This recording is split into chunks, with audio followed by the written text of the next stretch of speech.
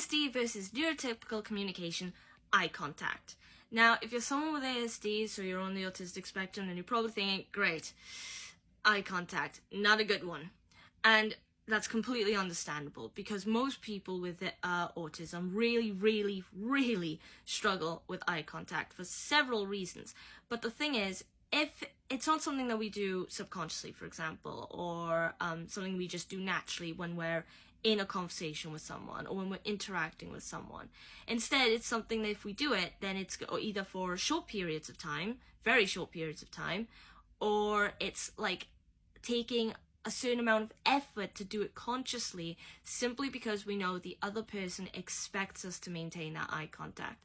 Is probably expecting us to do it to show that we're present in the conversation, that we're interested in what they're saying, and that we're not getting distracted.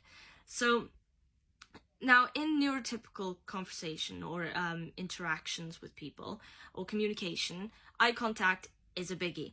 The reason being is because sometimes people may use eye contact for things like if they're scolding someone, you know, if they're really angry or being really direct or really stern, because they're using it almost like a tether to root that person into the conversation so they can't miss anything that's being said to them because they need to. Think like a parent with a child, or an older sibling with a younger sibling, or a teacher with a student. Maintaining eye contact in that moment is basically directing straight towards that person you're talking to your anger and your disappointment, and they need to hear that. That's what you want them, that's your objective in the conversation. You want them to have it all settle on them. You want it to hit them, essentially, because it's important. Or you might use eye contact for things like flirting, which is completely different, because in that case it's usually used as a sort of method of kind of showing that person that you're flirting with that you're interested, that you are not just interested in what they're saying, you're interested in them. It's basically showing them that they are the focus of your attention right now. Nothing else around them matters. It's just you and them and nothing else. But it can also be used in situations like in interviews to just show that you're being really attentive, you know, and really formal, you know, really respectful. And in everyday conversations, just to show people like friends and family, when you're maintaining eye contact with them in a conversation, that you're interested in what they're saying, that you're being very present in the conversation, you know, that you care about what is being said to you, that you're taking it in.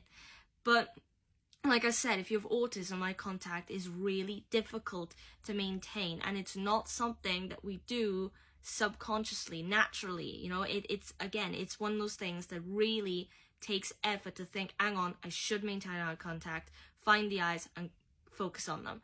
But now, in my case, I actually find it really distracting sometimes to maintain eye contact with someone, because partly my thoughts are constantly telling me, don't break away, don't break away. Impulsively, I want to break away.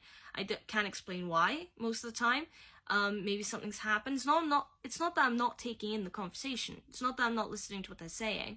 It's just there's so much sometimes going on around you that you can't help but react to it. It doesn't mean that you're shifting your focus if you have autism. It just means that thing's just happened, and for a split second your brain's gone, ooh, look at that, and then look back.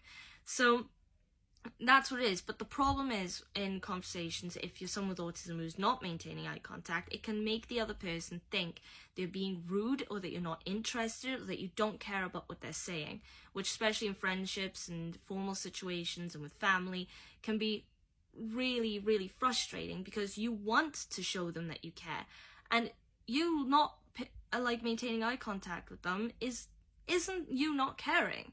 You totally care. You really do. But it's just that you can't do it you can't do it subconsciously, you know? It's not something that you do naturally. I can't emphasize that enough. And it's very difficult then in communications, especially if you're talking to someone, say, who's neurotypical, or even sometimes someone with ASD who knows eye contact is supposed to be a method of showing that you're interested in the conversation, that you care about what they're saying. It can be really frustrating when that person that you're talking to thinks that you don't care or you're not paying attention, because sometimes they might completely break off the conversation. I've had that happen to me many times, like with family and friends and such, when I don't maintain eye contact. I continue doing something if I was already doing that. Sometimes I'm even reading a book.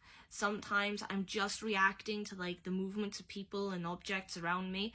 And sometimes when they think I'm not paying attention, they will just go, okay, whatever, you know what, forget it, and walk away, which makes me feel really bad because I was invested in that conversation. But I understand that sometimes it's hard to tell someone that you're invested in your conversation when all they see is inattentiveness, even if that's not what's going on. So, and there are tricks, you know, if you have autism, of like maintaining eye contact or sort of trying to maintain eye contact with people, sort of indirectly. For instance, with me, in very formal situations, that's when I put in the most effort to maintain eye contact. But at the same time, I have to settle part of my brain to stop thinking maintain eye contact, because that can be distracting in and of itself. And I have to settle part of my brain that goes, right, take in the words one at a time, just listen to them carefully. It takes a lot of mental effort, and it can feel really exhausting and overwhelming. But I feel like in formal situations, it's the least I can do, you know, to show that. And I've had fake interviews before, like mock interviews, to prepare for like a life with a job, where one of the things I get commended on is my eye contact, and I'm like, really? Wow. But there's also things like you don't need to look directly at their eyes. Look at the bridge of their nose. That's something I've heard loads of people do with autism, or I've heard doctors advise to me. Look at the bridge of their nose. It doesn't move, yeah, unlike the eyes that are constantly twitching, which can also be distracting. It doesn't move, and it's really close to the eyes. So as far as that person is aware, you look like you're looking at their eyes. You are being attentive. And then it just takes a little bit of effort to just remember not to react to the things around you, even if you know they are. Because there's almost like this hyper-awareness sometimes when you have autism or ADHD as well. But yeah, so that's the thing with eye contact. I know what it's supposed to like be in conversations. It's supposed to show you're interested. But just because you don't maintain it doesn't mean you're not interested, or the person you're talking to isn't interested. A lot of time, me and my brothers, for example, talk to each other without looking at each other at all, but we know who we're talking to. But the thing is, with people who are neurotypical, if you don't maintain eye contact, or at least look at them in some way, even if it's for a couple seconds, look away and look back, then they may not even know that you're talking to them. I have started conversations with friends of mine who are neurotypical, who don't know I'm talking to them until halfway through the conversation when I say their name. So there are lots of issues with it, but as with everything, there's lots of methods, and it really depends on you as the individual, whether you have, if you have autism, what works for you. But there's loads that you can find out. It's useful to take advice from other people who use different methods as well, because then you get a larger sort of repertoire of ideas. Anyway, that's all I wanted to say in this video. If you liked the video, please leave a like, follow me on TikTok. Any questions or requests for future videos, put it in the comment section. Also, thoughts and opinions, of course, because as always, they are more than welcome. And subscribe to the YouTube channel as well if you're interested, and also repost the video for awareness, for self-motivation, for a number of other reasons that I think exist, I'm not sure. But aside from that, just enjoy your day, and hopefully I'll see you next one. Till then, bye!